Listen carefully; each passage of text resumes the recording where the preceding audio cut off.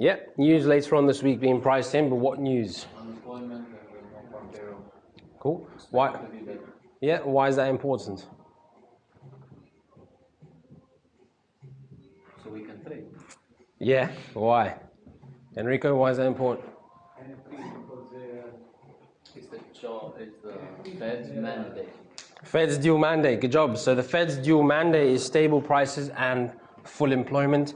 So the fact that that is coming out better than expected, that starts into price into the market, right? So short in the dollar, bit of a risky move right now, if I'm honest, just based on the daily. Like I reiterated, we've had multiple spikes to the downside. Now, going against this, yes, I get it. I'm personally still looking for 91.40, but I would need some sort of disappointment in the figures, right? So for myself, just looking at this right now, I would like to expect some sort of correction, let's say into the US session today. So for myself, I still deem this as a relevant fib. Why? We reversed out of the high. Now, the only reason this move started to get softened was purely down to Powell being slightly dovish, right? So for myself, this is still relevant, but like I mentioned this morning, and I have been reiterating, if the dollar index is above 92, gold will be below 1775 and vice versa. So we saw a bit of a crash while we were actually walking to get food. And yeah, I personally still see this going higher. It's based on the daily, it's not about what it is, it's about where it is. It's a nice little level of support, yeah? So if anything, me just using my intuition and hindsight on lessons I've learned in the past is you don't want to be selling into such an important level of support. So if I just go ahead and draw a horizontal ray on this, singular wick spike over there on the left, all right? Now, yes, the market is then preempting what's going to happen on Friday, so the market's pricing that in. But it's not about what it is, it's about where it is. We have this significant wick spike over here, right? Spike, spike, spike, spike, spike. We're resting on that right now. Is this going to stop me from showing it on a lower time frame? No, I'm not saying that at all. But what I am saying is we've had this reversal, right? So it's relevant for myself to then look for the lowest place to buy to fade these moves, okay? We've had a 15-month low being printed on gold, right? It was a massive move. I think about 1,300 pips.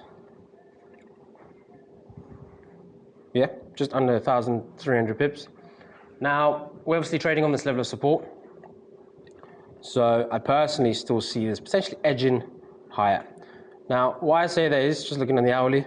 Yeah, sorry, you can't really see from there. No, yeah. Sorry.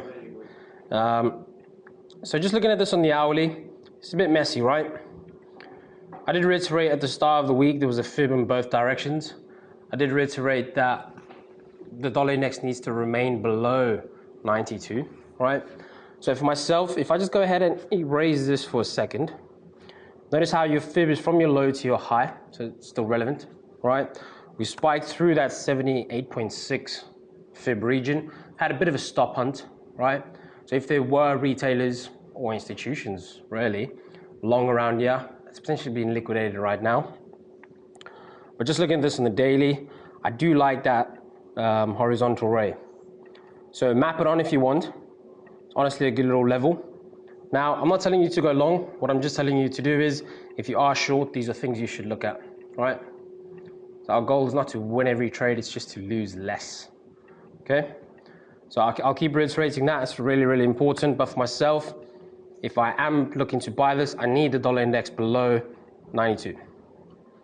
Or I need some sort of reversal on the hourly. So we're in our fib region here as well. So I will be then monitoring that for some positions. GJ still had that steady decline. I know we ran through this live, and Ned's actually editing the video where we done it in person on the floor, which was quite fun. Just to reiterate again, this whole move of year was faded. Why? The market was pricing in the fact that the BOE was hawkish. Okay? BOE wasn't as hawkish as priced in, so we've seen that move fade then lower. Omla and I were speaking about this earlier. It was a bit of a fib yesterday to pretty much just short that move, right? So you fib from your high to your low. It's a relevant fib to short. I do still see us heading lower. Why? Pound is on its back foot, and I do expect it to remain like that. GA in our fib region spiked through 184. It's a nice little round psychological level. But if we look at this on the 4 hour, we can obviously see we're in an area of value, right? An area of liquidity or an area of value holds the relevance of us looking for a position. It doesn't necessarily mean we need to try and catch at the top, but it does show us where price is. Now, about an hour ago or 2 hours ago, we had this nice little shooting star out of the high. So it's showing some sort of sign of a slowdown or a reversal. So for myself, I want to just try and look for a position in this to then ride this lower. Why am I trying to do this? Of the pound pairs, this is the only one that hasn't really moved. Because we obviously had cable obviously fall out of the sky. Now, this is a double whammy. Why? We had a dovish BOE, right? So the pound is soft, but we've also had the market pricing in Friday into the dollar, right? So, can you put the euro in daily? Sure. Yeah. It's at a good level now. Yes, I am looking for buy on this level, but tomorrow maybe. Okay. In the second touch, but can you? I want to show you the. Zoom out. No, yes, zoom out. The structure. Can you use this one here?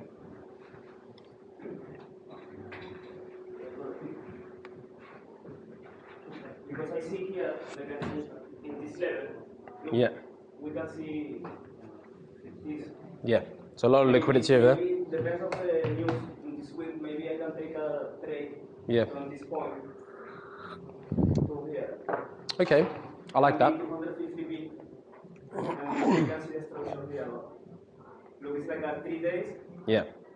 straight, and I close this point. Because Yeah. he need to retest this area, because you know this move to downside was very big.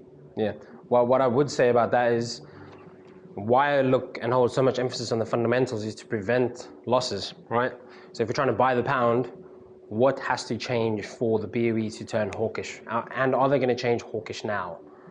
For me, I will buy from here to here, but it depends on the NFP. NFE? You know, some Fridays when the Yeah. FP,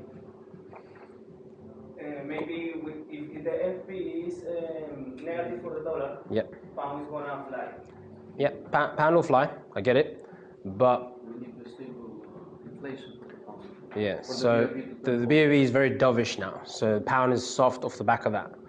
So why I reiterate this is just for us to think, okay, if the BOE is dovish and the pound is soft, maybe I shouldn't buy it right now. But I like the setup. I like where it is. No, I don't wanna buy. I will wait for tomorrow. Fair enough. Tomorrow as well is the tail candle of daily. Cool. I like to trade like take a big trade. I don't like to intraday. Yeah, I get you. It's at a good level. I like it too. My personal fear and sentiment for the pound this week is more bearish than it is bullish. More. So I'm a bit worried about buying the pound for myself. But yeah, just to reiterate that, the only reason why I'm looking at GA out of all the other pound pairs is because it's following suit with my fundamentals, so I'm looking to short the pound, right? Every other pound pair's moved. GJ, excuse me, and GU, they've all moved. So for myself, if we look at that weekly is very bearish, right? Very bearish out of the previous high. Straight through 185, 184 on a lower time frame is a very, very good level. So the only thing right now I would say is if I am looking to short the pound for myself, this is the only pair that hasn't moved yet. But I do agree with you buying. But as well, I am a bit confused with the GU because in monthly time frame, he breaks structure. Yeah. So I don't know if he maybe in the future he can Let's take a look at the go quarterly. more up. Or Yeah. Or do you think that he need to come down to retest Cool. So if we look at it on the quarterly, this is a very, very big level for the pair. Right, so just go ahead and delete all this nonsense. If we just look at that,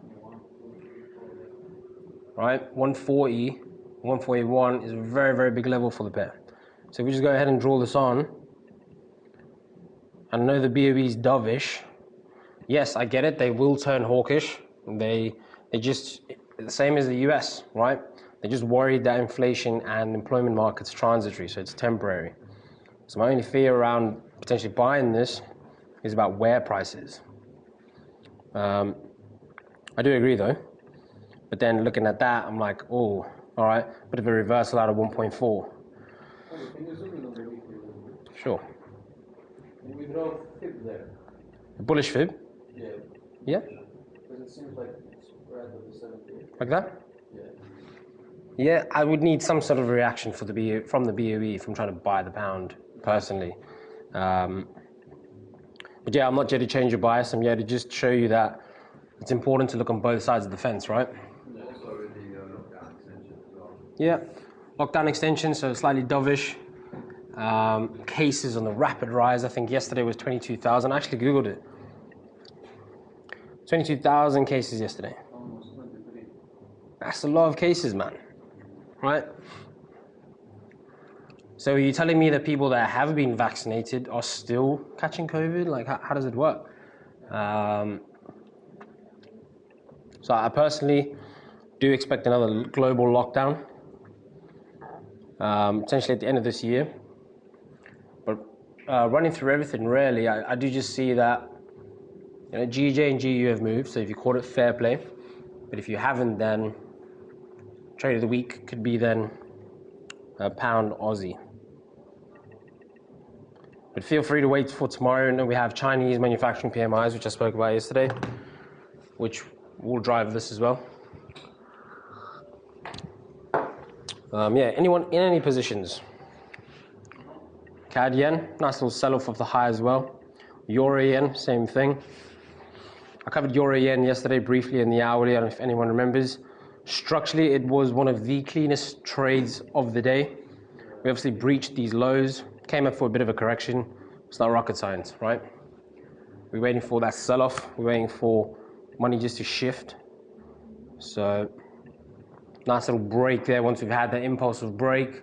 Looking for the highest place to sell. And we've obviously had that follow through, 132.20. So about 70 pips from that retest, which wasn't too bad. Euro dollar, stretching for the lows, obviously, with the dollar heading higher or pricing in higher.